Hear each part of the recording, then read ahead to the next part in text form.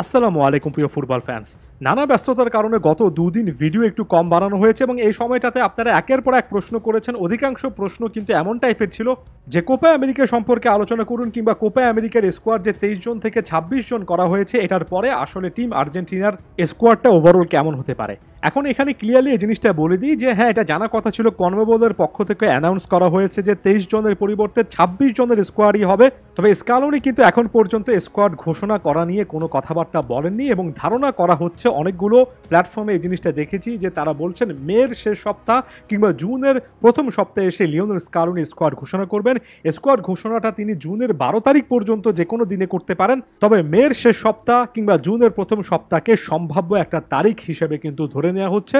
আর এটা যদি ফ্যাক্ট হয় তাহলে এই মুহূর্তে আপনি ইউটিউবে এসে যদি সার্চ করেন কিংবা নানা রকমের টিভি চ্যানেলগুলোতে স্কোয়াড সম্পর্কিত অনেক রকমের তথ্য পাবেন। অনেকে তো নিজের পছন্দ মতো স্কোয়াড দিয়েও ফেলেছেন।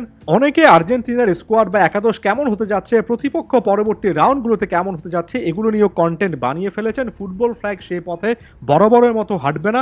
স্কোয়াডটা কেমন হতে পারে সেটা নিয়ে এখন অনেক কথাই বলা যায়, অনেক কথাই একেবারে হুবহু মিলে যাবে। তবে অফিসিয়াল স্কোয়াড হিসেবে কোনো কিছু যতদিন পর্যন্ত লিওনেল স্কালোনি না ঘোষণা করেন একেবারে শতভাগ নিশ্চয়তা দিয়ে অলরেডি অ্যানাউন্স করে ফেলতে পারছি না। এই লেভেলের ভিউ বাণিজ্য করার ইচ্ছা কোনোভাবে নেই। তবে যে জিনিসটা করা যায় সেটা হচ্ছে ধারণা করা যায়। যেমন একটা ধারণা স্পষ্ট ভাষায় এই মুহূর্তে আর্জেন্টিন মিডিয়া করছে, আর সেটা হচ্ছে 26 জনের স্কোয়াড যেহেতু হয়েছে সেহেতু আলেহান্দ্রো গার্নাচোকে ঘিরে আর কোনো ডাউট থাকার কথা নয়। গার্নাচো শেষ পর্যন্ত ওই এক্সট্রা 3 জনের একটা ক্যাটাগরিতে লিওনেল স্কালোনির এই দলটাতে সুযোগ পাবেন। মার্কোস অ্যাকুনিয়া কিংবা গিদো রড্রিগেসের মতো প্লেয়ারকে ব্যাকআপ হিসেবে বা ওই পজিশনগুলোর ব্যাকআপ প্লেয়ার হিসেবে কি স্কালোনি নেবেন কিনা সেটা নিয়েও তুমুলে আলোচনা চলছে। আমার কাছে মনে হয় 26 জনের স্কোয়াড যেহেতু হয়ে গিয়েছে, খুব একটা বেশি কিছু কিন্তু আপনি এখানে আসলে সারপ্রাইজিং এলিমেন্ট আর আশা করতে পারেন না। আর্জেন্টিনা সহজ স্বাভাবিক একটা স্কোয়াড নিয়ে কোপা আমেরিকায় যাওয়ার কথা।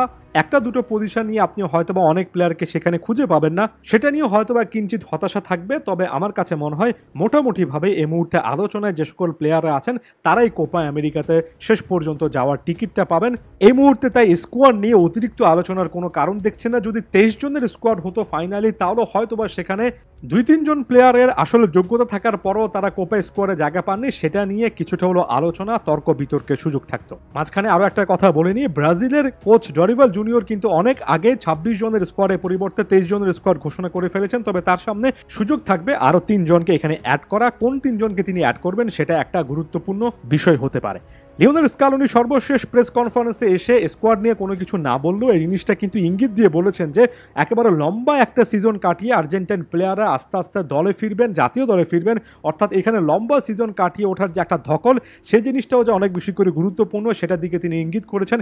ব্যাপারটা একেবারে পরিষ্কার। স্কালোনি প্রতিটা প্লেয়ারের সঙ্গে কথা বলবেন, তাদের শারীরিক অবস্থা সকল কিছু দেখবেন।